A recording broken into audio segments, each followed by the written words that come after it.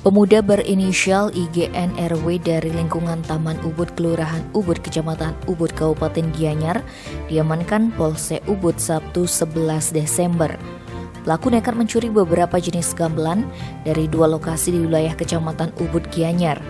Gamelan yang dicuri berupa cengceng hingga kempur.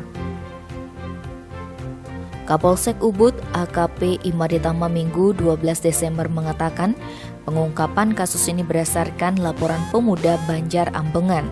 Kapolsek Maditama menjelaskan kronologis kejadian bermula ketika seketruna-truni di Banjar Ambengan Desa Peliatan, Kecamatan Ubud, Gianyar menggelar rapat STT Jumat 10 Desember. Saat itu kebetulan Sekegong Semareku Selawe yang beranggotakan pemuda Banjar Ambengan juga hendak menggelar latihan bersama. Namun saat hendak mengambil gamelan, mereka terkejut karena 29 cengceng dan satu buah kempur tidak ada di tempat penyimpanan.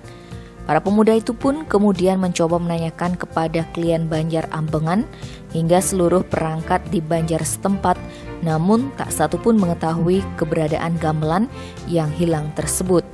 Setelah menerima laporan, pihaknya langsung memerintahkan unit opsional dipimpin Kanit Reskrim dan Panit Buser Polsek Ubud untuk melakukan penyelidikan. Akhirnya, tim berhasil membekuk terduga pelaku.